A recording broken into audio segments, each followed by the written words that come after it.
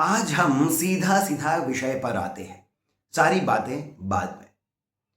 प्रश्न जो है वो ये है, भगवान विष्णु सर्वशक्तिमान है, परमेश्वर है, या फिर भगवती ललिता त्रिपुरा सुंदरी। अब ये जो विषय है ये कहीं ना कहीं आपके हृदय के साथ में भी जुड़ा हुआ होगा। ये जो प्रश्न है कहीं ना कहीं आपके मन में कभी ना कभी आया ही होगा, या फिर आते ही रहता होगा। और ये जब भी आता होगा आपकी बुद्धि जो है ये विचलित हो जाती होगी कि करे तो क्या करे। और इसमें एक छोटा सा प्रश्न और जुड़ जाता है कि हम विष्णु और ललिता की बात कर रहे हैं तो इसमें महादेव कहां पर है? क्या महादेव ही तो नहीं है जो परमेश्वर है? उसके बाद में तो फिर प्रश्नों की एक लड़ी सी लग जाती है। क्या विष्णु और शिव एक हैं? शिव और शक्ति एक हैं? क्या विष्णु और शक्ति या फिर ललिता एक हैं? चल क्या रहा है? यह प्रश्न आध्यात्म की दृष्टि से बहुत ही गहरा है।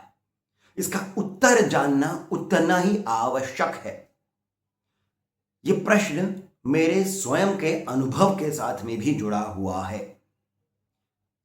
एक अनुभव हुआ मुझे जब मैं विष्णु सहस्रनाम का पाठ कर रहा था, और जब मैंने ललिता सहस्रनाम का पाठ करना आरंभ किया। एक तो वो अनुभव है, आपको बताऊंगा अभी, और दूसरा बचपन से ही मेरे साथ में होता रहा है, और कहीं ना कहीं आपके साथ में भी यदि आपकी प्रवृत्ति धार्मिक रही होगी, घर में आपका माहौल वैसा रहा होगा।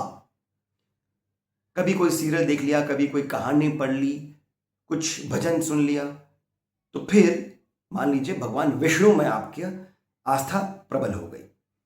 अब आप भगवान विष्णु के स्तोत्र पढ़ रहे हैं।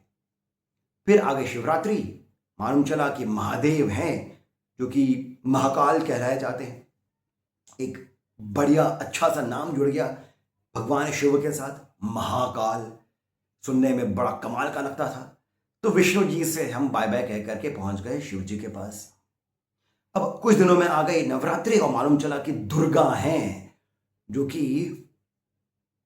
कितने सारे असुरों का नाश कर चुकी हैं।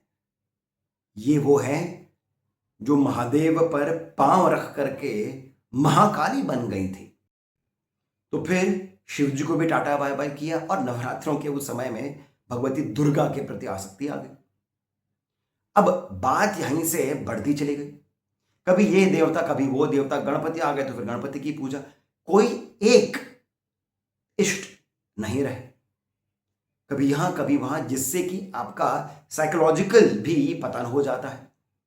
कोई दृढ़ता आपके भीतर नहीं रहती है। और ये बड़े होकर समझ में आया कि बहुत से लोगों के साथ में होता ही तो एक सामान्य सी घटना है, पर जिसे हम सामान्य सी घटना मान रहे हैं उसका समाधान भी तो मिलना चाहिए, क्योंकि कोई एक इष्ट, उसकी तरफ बढ़ना है। अब आज का हमारा जो ये विषय है इसका समाधान हम इस ही में ढूंढेंगे। विस्तार के साथ में चर्चा होगी। एक एक जो तथ्य है हम उसको समझेंगे तत्वों के साथ में। इस चलचित्र को आप अभी से ही लाइक कर लीजिए, हमें सब्सक्राइब करना नहीं भूलिए। और अब अपने कंप्यूटर स्क्रीन पर आप सबसे पहले इसको देखिए। एकैव शक्ति परमेश्वरस्य भिन्ना चतुर्धा विनियोग काले भोगे भवानी समरेषु दुर्गा कोपेषु काली पुरुषेषु विष्णु। ये आता है ब्रह्मांड पुराण के ललिता उपाख्यान में। यह जी हां, ललिता उपाख्यान में इसका उल्लेख आता है। किस प्रकार से आता है? भगवान विष्णु श्री वीरभद्र को महादेव की जो आद्य शक्ति हैं उनके बारे में बता रहे हैं कि ये जो आद्य शक्ति हैं ये 4 भिन्न भिन्न रूपों में रहती हैं। जब भोग की बात आती है, यानी कि इस जगत के सृजन की बात आ रही है, स्थिति की बात आ रही है, बात आ रही है इस जगत को भोगने की, तो फिर जो रूप है, जो शक्ति है, वो भवानी है। जब हम बात करते हैं संग्राम की, युद्ध की, तो वही शक्ति दुर्गा है। जब उस शक्ति को क्रोध आ जाता है, यानी जब वो संहार रूप लेती है, तब वो काली है। और जब वो पुरुष रूप लेती है, पुरुष, ये अपने आप के अंदर ही बहुत ही गहरा शब्द है, परंतु ये आज का विषय नहीं है। पुरुष रूप जब वो लेती है, तब वही मैं यानी विष्णु है। तो यहां से हमें एक बात समझ में आ जाती है कि भगवती जो है ललिता, क्योंकि ये ललिता उपाख्यान में आ रहा है, ललिता दुर्गा है, काली है, और पुरुष रूप में विष्णु भी है। और ये शक्ति किसकी है? शिव की ही है। यानी जो शिव की शक्ति है वो विष्णु है, और जो विष्णु है वही ललिता है। अब आगे देखिए और क्या क्या आता है। बृहद पाराशर स्मृति में आता है, जो दुर्गा कात्यायनी वाक देवी की आराधना करता है उसे विष्णु लोक प्राप्त होता है। यानी कि पुनः इन तीनों और भगवान विष्णु में एक अभेद बताया गया है। फिर आगे ये भी आता है स्वयं ब्रह्मांड पुराण में ही, जहां पर देवी ललिता कह रही हैं, मेरे पुरुष रूप से गोपियां भ्रमित हो गई। अर्थात यहां पर देवी ललिता जो है अपने पुरुष रूप और गोपियों से बता रही हैं कि पुरुष रूप उनका है भगवान श्री कृष्ण का। अब आगे एक बहुत ही सुंदर सी छोटी सी कथा आती है कूर्म पुराण से। कूर्म पुराण के 11वें अध्याय में एक स्तोत्र आता है, बहुत रेयर है, हर किसी को नहीं पता है। हिमवान कृत देवी स्तोत्र। हिमवान यानी कि भगवती पार्वती के जो पिता हैं, उन्होंने जब ये जाना कि उनकी बेटी जो है ये केवल असाधारण नहीं है, ये स्वयं आद्या है, ये स्वयं एका है, ये स्वयं परमेश्वरी है, तब हिमवान ने भगवती की आराधना करते हुए इस स्तोत्र को रचा। ये स्तोत्र आता है कुमारी सहस्रनाम, जिसका एक और नाम है देवी सहस्रनाम। इस कुमारी सहस्रनाम के तुरंत बाद में हिमवान कृत ये स्तोत्र आता है। अब इसमें क्या उल्लेख आता है? हिमवान कहते हैं, जिसका हिंदी जो अनुवाद है वो ये है, हे देवी, हे ललिता, जिसके सहस्र हैं, अनंत शक्तियां हैं, पुरातन पुरुष सागर में जल पर जो शयन कर रहे हैं, उन्हें मेरा नमन है। अब यहां पर एक और हमने तथ्य देखा है कि एक और अन्य स्तुति में, एक अन्य पुराण में भगवती ललिता को उन्हीं के पिता, मानव रूप में उनके जो पिता हैं, वे स्वयं भगवान विष्णु यानी पुरातन पुरुष कह रहे हैं। इन सभी बातों से हमें एक बात समझ में आती है कि मां ललिता और भगवान विष्णु में कोई भेद नहीं है। ये बात स्वयं विष्णु ने अपने बारे में बताई कि ललिता वही है, और स्वयं ललिता ने बताया कि कृष्ण वही है। और ये दोनों जो हैं ये जुड़े हुए हैं महादेव शिव के साथ। शिव जो हैं उन्हीं की शक्ति ललिता है, आद्या, और यही जो है इनका पुरुष रूप विष्णु है। ये तीनों जो हैं यही हम कह सकते हैं कि एक रूपा होकर के सृष्टि का जितना भी इसको गतिमान रखना है, इसकी जो पूरी लीला है, यही रच करके चला रहे हैं। अब यहां पर हम चलते हैं विष्णु सहस्रनाम और ललिता सहस्रनाम के कुछ नामों को देखने, क्योंकि ये जो नाम है ये भी तथ्यात्मक है। तथ्यों के साथ में जुड़े हुए हैं। हम इनके अब तत्वों को समझेंगे और हम थोड़ा और गहराई से भगवान विष्णु और मां ललिता के बारे में कुछ और जानेंगे इनके अपने अपने सहस्रनामों के माध्यम से। विष्णु सहस्रनाम में एक आरंभिक नाम आता है जो कि सर्वप्रथम नाम है, ओम विश्वस्मै नमः। ये नामावली का भाग है, ओम विश्वस्मै नमः।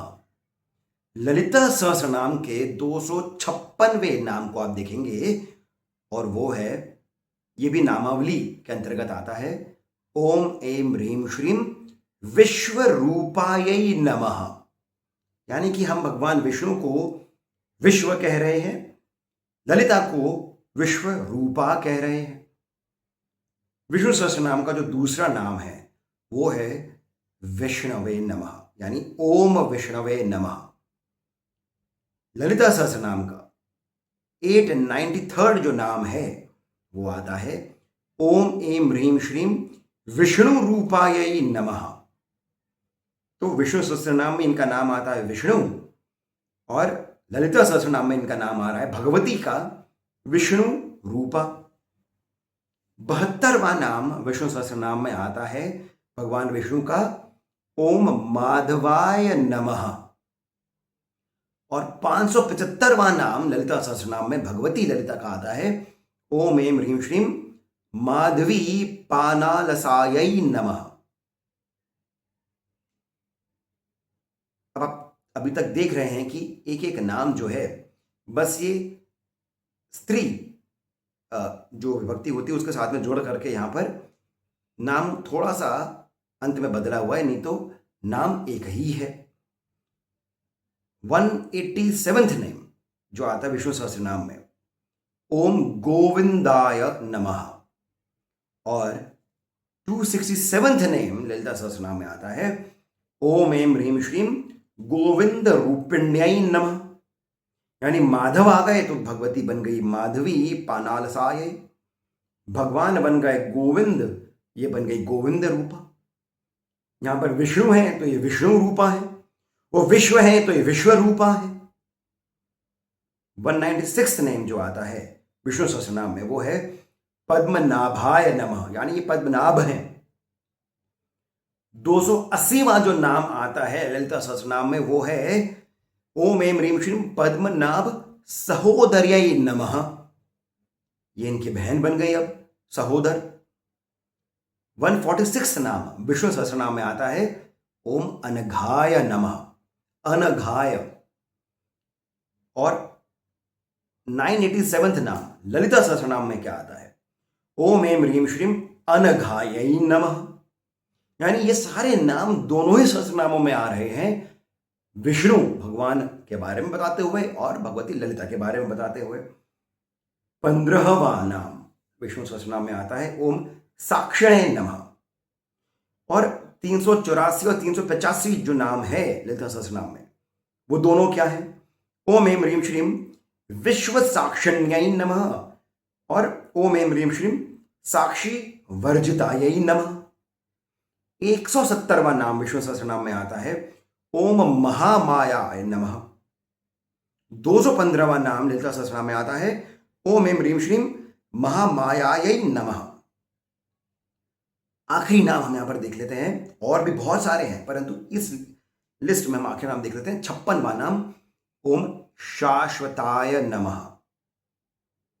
और 951वां नाम ललिता सहस्रनाम में आता है, ओम ऐं ह्रीं श्रीं शाश्वत्यै नमः। अब यहां से हमें एक बात स्पष्ट रूप से समझ में आ जाती है कि विष्णु ही ललिता है, ललिता ही विष्णु है। ये विष्णु रूपा है, विश्व रूपा है। अब इस रूपा का आप एक भेद ये समझ सकते हैं कि ये तो सहोदर है, यानी इनकी बहन है, जो कि बात सत्य है। जो सत्व गुण है वो भगवान विष्णु है, ललिता भी वही है। परंतु बात केवल यहां पर हम मानवी, एक जो मानवीय हमारे सिद्धांत हैं या फिर हमारे जो रिश्ते हैं, हमारे संबंध हैं, हम उन्हें इन तत्वों पर नहीं डाल सकते हैं। भाई बहन इसलिए कह दिया ताकि हमारी समझ में आ जाए, नहीं तो बात तत्व की हो रही है। तात्विक रूप से दोनों एक ही हैं, परंतु दोनों जब एक हैं तो ये आपस में मिलकर के सृष्टि को रच नहीं सकते हैं। आरंभिक जो सृष्टि का सृजन होता है वो तम के साथ होता है, तम के साथ, और तम जो है वो शिव ही है। अब आपको पहले की बात समझ में आ गई होगी, जब मैंने बोला था कि विष्णु बड़े हैं कि ललिता, और फिर मैंने कहा था कि शिव कहां है। आरंभ तम के साथ होता है, क्योंकि सत्व स्वयं से ही सृजन नहीं कर सकता है, तम की आवश्यकता है। रज को भी तम की आवश्यकता है। तो तम और सत्व यानी भगवती, ये मिलकर के सृष्टि का सृजन करते हैं। यही जो भगवती हैं, यही पुरुष रूप में विष्णु बन जाती है। अब ये जो शक्ति है ये शिव से पृथक नहीं है, अलग नहीं है, शिव ही है। ललिता सहस्रनाम में भी आता है, शिवा आ जाता है, और जब हम विष्णु सहस्रनाम देखते हैं तो वहां पर भी शिव आ जाता है। ये तीनों तात्विक रूप से एक ही है, कार्य में, तत्वों में थोड़ा सा भेद होकर के अपना अपना इनका जो कर्तव्य है वो इन्हें निभा रहे हैं। अब हम इन सभी नामों का अर्थ समझते हैं क्या है, विष्णु सहस्रनाम के और ललिता सहस्रनाम के। बाकी के नाम सरल हैं, हम कुछ नामों को समझते हैं। भगवती ललिता त्रिपुरा सुंदरी और भगवान विष्णु के कार्य करने की लीला को समझते हुए, उनको समझने के लिए नाम आया महामाया, माया या फिर भ्रांति। ऐसा साधारण रूप से माया का अर्थ समझा जाता है, भ्रांति। परंतु कुंडलिनी शक्ति जो भास्कराचार्य ने, जो भास्कर राय हैं, उन्होंने जो उसका अर्थ बताया वो कुंडलिनी शक्ति महामाया है। शुद्ध रूपा बिंदु है ये, और बिंदु जो है ये भी तीन अवस्थाओं में पृथक पृथक रहते हैं, परा, सूक्ष्म और स्थूल। परा का कार्य सूक्ष्म और स्थूल है, और जो ये परा है यही महामाया है। अशुद्ध रूप से यही कुंडलिनी माया है, यानी केवल माया है। अब यहां पर भी महामाया तीन रूप से कार्य करती है, या फिर माया ही कहें हम, तीन रूप से कार्य करती है। एक देह, तो देह की उत्पत्ति में, फिर देह के साथ में मोह को जोड़ करके, ये दूसरा कार्य है, मोह को जोड़ना, मोहिनी शक्ति हो जाती है ये। अब जब मोह जुड़ गया है तो फिर मोह जो है वो अपनी अपनी प्रकृति के अनुसार बातों को आकर्षित करता है, वस्तुओं को आकर्षित करता है। ये प्रकृति सत्व, रज और तम हो गई। यानी माया का जो कार्य है वो देह, देह के बाद में मोह, मोह प्रकृति के साथ में जुड़ जाता है। इसी को लीला कहा जाता है। कुंडलिनी शक्ति महामाया, इन्हीं का बीज है ह्रीम। इसी को माया बीज कहा जाता है। यही शक्ति प्रणव है। साक्षी भगवान विष्णु और भगवती ललिता त्रिपुरा सुंदरी दोनों को साक्षी कहा है। साक्षी वो जो सबको दृष्टा भाव से देखता है, पर जिसे कोई भी दृष्टा भाव से नहीं देख सकता है। भगवती के लिए कहा गया है साक्षी वर्जिता, ये वही वाली बात है कि और कोई उन्हें दृष्टा भाव से नहीं देख सकता है। अब नाम एक और है अनघा। अघा का नाम होता है पाप, कलंक, और अनघा अर्थात पवित्र। और यहीं पर ही भगवान विष्णु के साथ में ललिता आ जाती है, और पवित्र जो नाम है वो हो गया है शिव का। शिव शब्द का ही शाब्दिक अर्थ आता है पवित्र, और यही इन दोनों का भी नाम है। अब आगे और क्या आता है? गोविंद। हरिवंश पुराण में बहुत गहरा नाम है। हरिवंश पुराण में प्रकृति का पहला स्तर बताया गया है उमा का।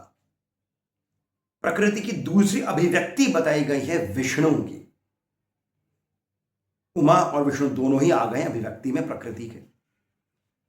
और इसी में बताएं कि गो जो है, इस शब्द का अर्थ है नाद, वाक। ये जिसका वंदन नाद वाक है, वही उमा है, वही विष्णु है। एक और गहरा अर्थ लिए हुए नाम आता है माधव। मां का अर्थ होता है लक्ष्मी और धव का अर्थ होता है पति। माधव अर्थात लक्ष्मीपति। यहां पर तो विष्णु आ गए, परंतु और अधिक गहरा अर्थ आता है कि माधव यानी जिसे मधु विद्या के ही द्वारा जाना जा सकता है। और मधु विद्या कुछ और नहीं, समाधि की स्थिति है। अब भगवती ललिता से जुड़ा हुआ एक बहुत ही गहरा रहस्य मैं आपके सामने रख रहा हूं। आपको जानकर के आनंद की अनुभूति होगी। ललिता सहस्रनाम में भगवती का एक नाम आता है पद्मासना भगवती पद्मनाभ सहोदरी। ये पंचदशी मंत्र के साथ में जुड़ा हुआ नाम है। संपूर्ण पंचदशी इस एक पंक्ति में है। पद्मासन व्यक्त किया जाता है क के साथ। भग, जो भगवती का भग है, वो ए है। वती, ये काम कला है। ये जो कूट है ना, जो प्रथम कूट के साथ में जुड़ा हुआ है, ये उसकी बात हो रही है। तो पद्मासन क, भग ए, वती काम कला, पद्मनाभ स, हो द जो है ये ह है। और जो ये री है, ये ह और री, यानी इसी से रीम बन जाता है, जो कि माया बीज है। अब आप देखेंगे कि एक एक नाम के साथ में किस प्रकार से कितने गहरे रहस्य जुड़े हैं, विष्णु सहस्रनाम में भी और ललिता सहस्रनाम में भी। इन सभी बातों का इतना विस्तार से जो आपके साथ में मैंने चर्चा करी, इसका एक संक्षिप्त रूप में सार क्या निकला है।